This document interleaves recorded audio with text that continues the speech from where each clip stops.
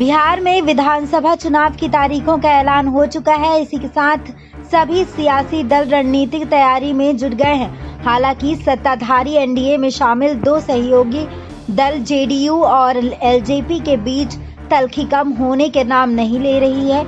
लोक जनशक्ति पार्टी के मुखिया चिराग पासवान मुख्यमंत्री नीतीश को लगातार घेरते नजर आ रहे हैं। यही नहीं, उनकी पार्टी जेडीयू के खिलाफ उम्मीदवार उतारने की भी तैयारी कर रही है। दूसरी ओर सीएम नीतीश भी अब आर पार के मूड में नजर आ रहे हैं। यही वजह है कि चिराग पासवान की ओर से प्रदेश सरकार के 7 निश्चय कार्यक्रम पर सवाल उठाए जाने के बावजूद मुख्यमंत्री ने इसके पार्ट 2 का ऐलान कर दिया है। एलजेपी अध्यक्ष चिराग पासवान ने कई मोर्चों पर सीएम नीतीश के फैसलों पर सवाल खड़े किए हैं। उनका आरोप है कि एलजेपी कार्यकर्ताओं के साथ सरकार का कोई संवाद ही नहीं है।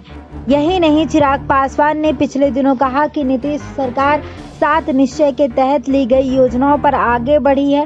7 निश्चय को महागठबंधन की सरकार के दौरान राष्ट्रीय जनता दल और कांग्रेस के समर्थन के साथ नीतीश कुमार ने अपने काम के एजेंडे में शामिल किया था।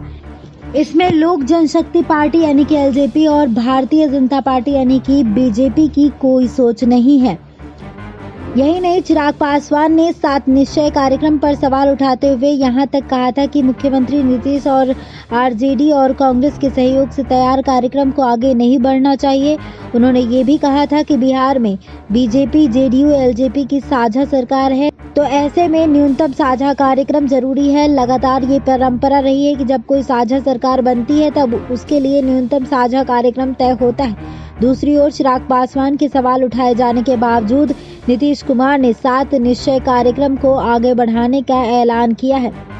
बिहार में चुनाव की तारीखों का ऐलान होने के बाद सीएम नीतीश ने शुक्रवार को कहा कि ये तो बिहार की जनता ही तय करेगी कि अगली सरकार किसकी बनेगी।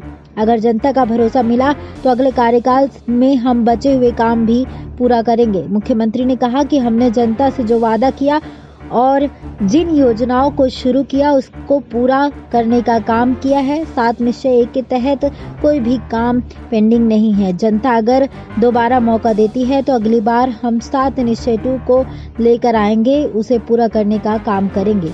जानकारी सूत्रों एवं सूत्र स्रोत से प्राप्त है। इस जानकारी पर आपकी क्या राय है, कमेंट बॉक्स में कमेंट कर जरूर बताएं। बाकी तमाम जानकारी के लिए बने रहिए हमारे साथ। SPN 9 न्यूज रूम से श्रुति की रिपोर्ट।